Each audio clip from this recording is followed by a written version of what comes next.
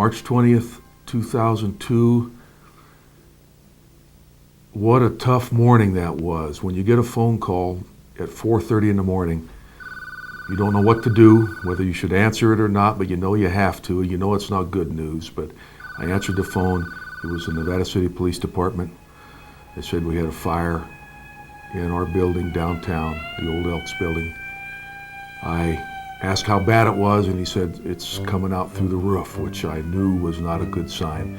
So I jumped in the car and drove downtown, came down Broad Street and rounded the corner and saw the flames about 40 feet in the air, and then I knew that we were in big trouble. And at that point in time, there was really nothing that could be done. The firemen, I don't think, there was not much hope of saving the building. They were trying to prevent it from spreading, which is what they did successfully. The roof started caving in, the different floors started burning and falling down to the first floor. So it took a long time, and the firemen did a great job. I mean, the millions of gallons of water, I calculated it at one point in time, but it was 3,000 gallons of water a minute for 5 or 6 hours. So it was millions of gallons of water went on that fire, and finally was able to put it out, but the building was a total loss. You don't really realize how much an integral part of everybody's life in the city those businesses had become. Not only that, the number of employees involved was probably close to 65 or 70. You know, a lot of those people were breadwinners for families, so their whole families were affected. So it became hundreds of people that this fire directly affected. And when Bob Crabb had the drawing of that corner with a burned, broken heart, it really struck home as being very true.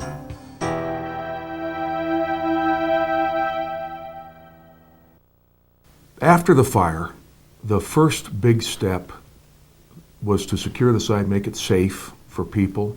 We immediately hired Robinson Enterprises, very skilled group of people with lots of equipment. They secured the site.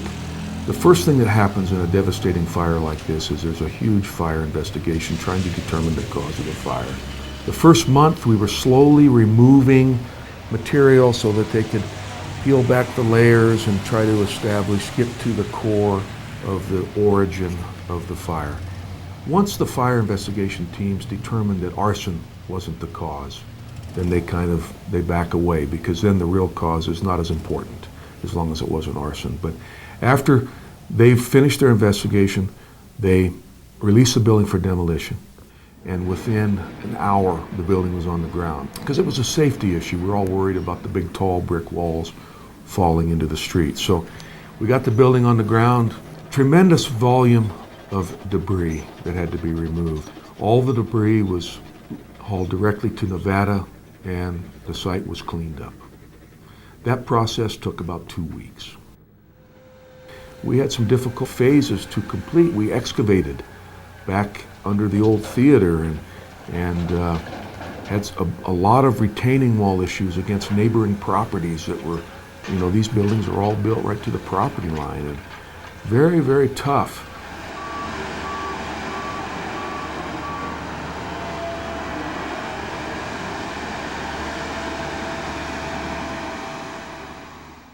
The theme was the heart and hands of Nevada City, a proposal that Leanne Brooke had come up with as far as decorating the protective barricades we had to build around the site. Hundreds and hundreds of people placed their handprints on the barricades and wrote their names there, and it was something that added some beauty to a site that was just so devastated.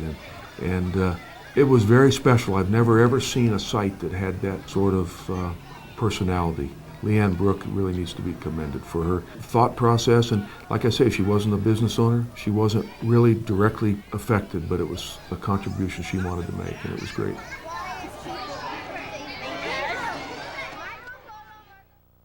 The first step in rebuilding the building was, number one, trying to develop a plan of how we're going to do that. And the first part of that plan is to get an architect.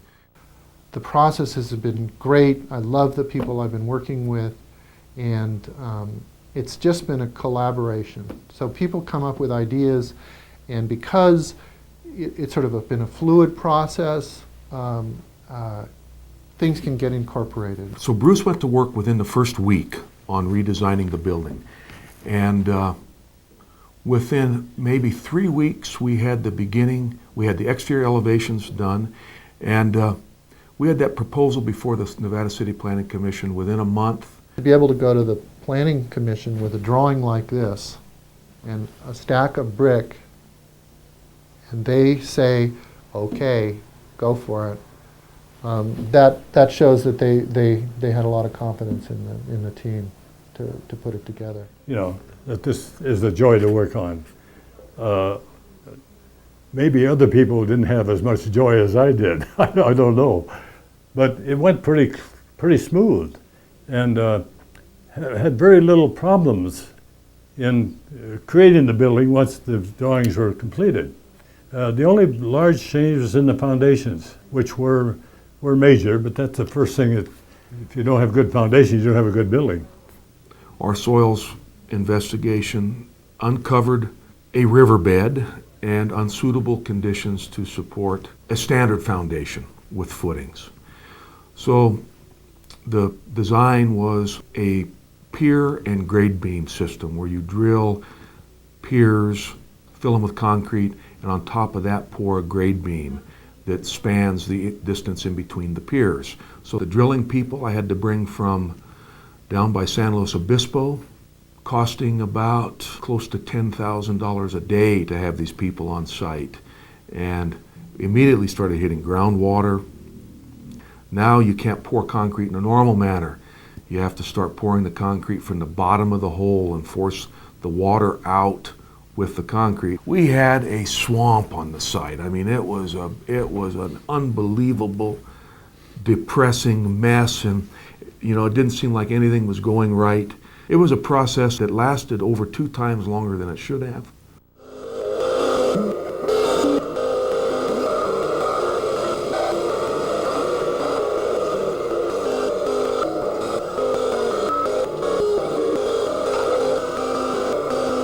The only good thing about it was that it ended and we were done. And it was a great feeling to have the drillers finally leave the site. And then we could get into some more normal foundation work, which was pouring the beams across the top of the piers, etc. But we have a foundation, a normal house foundation may have 60 or 70 yards of concrete, and the foundation of that building has over 2,000 yards in it. So it's unbelievable. And then while they were putting in the footing and foundations, they finished the working drawings and they kind of dovetailed them in. And that took a little bit of work, and it wasn't so easy to do because there's things on the working drawings that kind of overlap into the footings and foundations. I mean, it's just, that's not a simple one, but. Here it was, the biggest building project's been done in Nevada City for I don't know how many years, and it was going to be fast-tracked. Yeah. First time a building had ever been fast-tracked in this town. Yeah. And so with Bill Falcone and Conley Weaver working directly with Bruce Boyd, scheduled weekly meetings every Tuesday at 1:30. All the issues were brought out in the open. All the design as it progressed was reviewed. It's as important as this project was, we still had to respect the city ordinances and the historic ordinance, and everything went through the exact same process anybody else had to do. It's important that everybody know that this was a joint effort of the people of Nevada City. That includes the Planning Commission, that includes the City Council, the Chamber, all these people putting up with this and saying, okay, we're going to be in the mix. I remember that meeting we had sitting around this table with Bob Porta and his couple of assistants and myself Ray and Ray Powers and all here. Here we've got the site over there, we've got all the steel sitting over there. And the man that's supposed to be issuing the permit saying, yeah, I'd like to let you start putting that up, but I really can't. They say, well, what can you do? So there was a back and forth. Yeah. And really, back and forth bargaining and to keep it flowing. The main thing we didn't want to do was. As we started putting up the steel, the first piece or pieces of steel that went in, it's the integral part of the structure of this building, and it's called a rigid frame. So that rigid steel frame is what is providing all the structure, both horizontal and vertical, for earthquake and wind.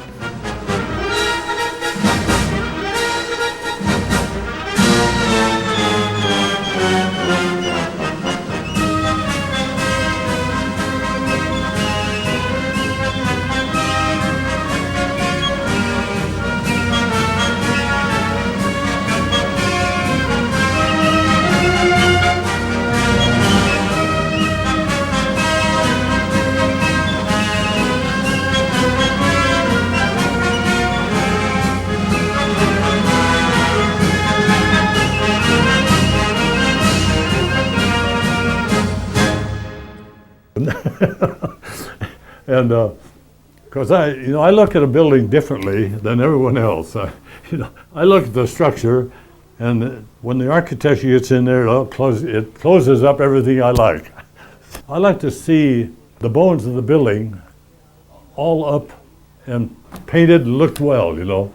I just soon leave it that way. But that's the way it goes. My business is that way all the time. The building, as we designed it, became basically a steel structure with a masonry exterior for strength with a brick veneer on it. The masonry of the building is an integral part of the structure. It supports the floors in between the steel beams on the exterior. So the steel has to go up on a level, the block masonry needs to go up and be filled with concrete, and steel ledgers installed that carry the floor. Then the floor needs to go in. Then more steel can go up, more block can go up, etc., till we get to the roof. All of the floors of the building and including the roof are all concrete. All the interior framing of the building is metal. We use steel studs exclusively. The building has a completely up-to-date fire sprinkler system now. Everything is up to code, so we have one heck of a building. Then we must have looked at 100 different bricks, and the qualities and how they're, where they're made, and what they consist of, and how they got their color. And I think Gary has the number of bricks in this building, but it must be close to 55,000 bricks or something like that.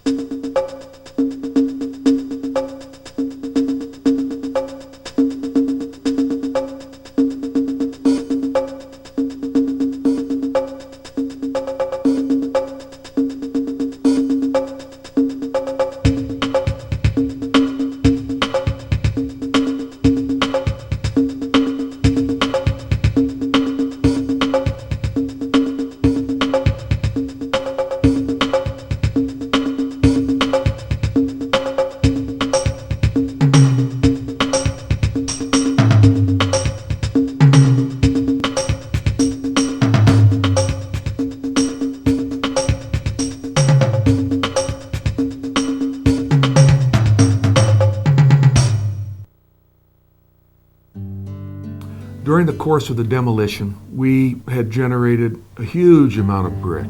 We hauled all the brick to the old North Star property. We had 6 people cleaning brick for 6 weeks.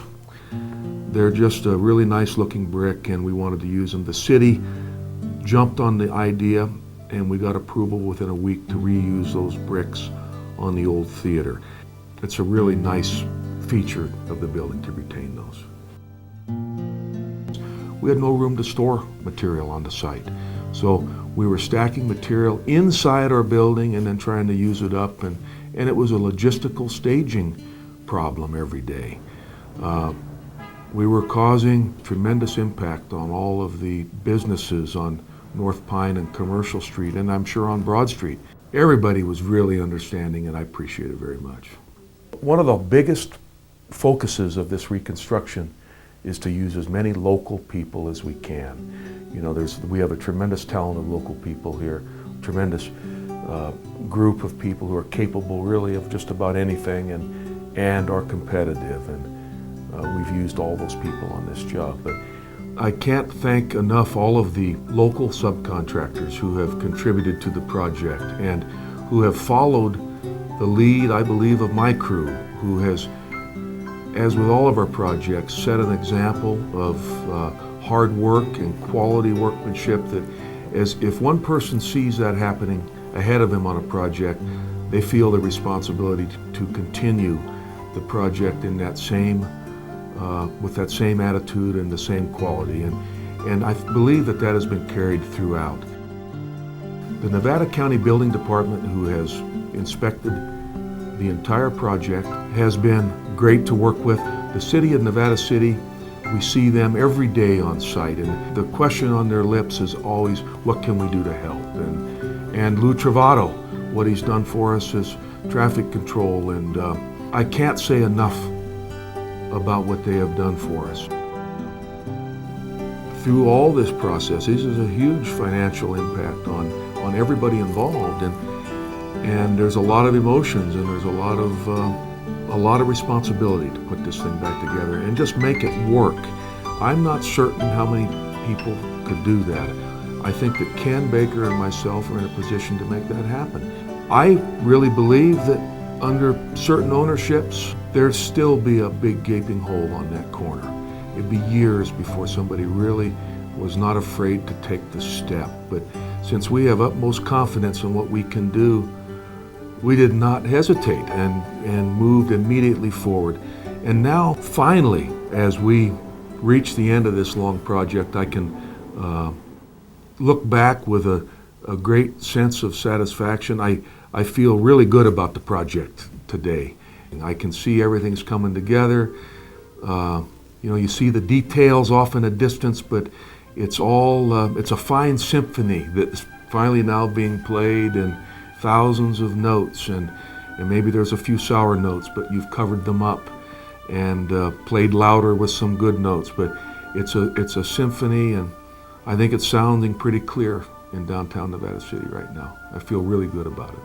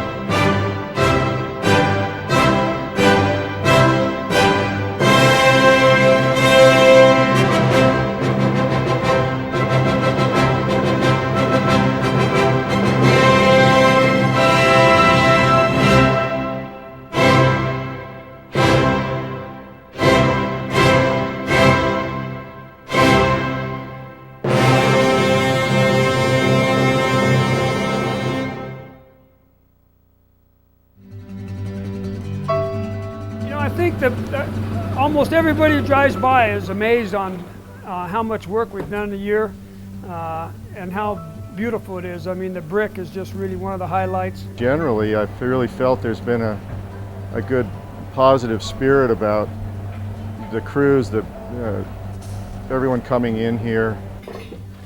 No, just a hard, tough job to do. A lot of drilling in the ground, a lot of work to get to here. Been here quite a while. The foundation was a little tough. The big massive holes, those days were tough. I think it turned out to be a real beautiful building, and everybody that's involved with it should be real proud of what it looks like. All in all, it came out great. It's an awesome project to work on. It's been fun. We had good people and good attention paid to the job. Gary pays good attention to his work. Oh, I think it's great, man. It's like inside is awesome. The outside is awesome. They didn't cut corners when it came to trying to make it accurate. They didn't cut corners at all. It's 100%. It's a lot better than I ever imagined it would be. And this was fantastic. Recreating part of Nevada City like this, means a lot to me. I'm just really happy that we can get that corner, the heart of Nevada City, back beating again.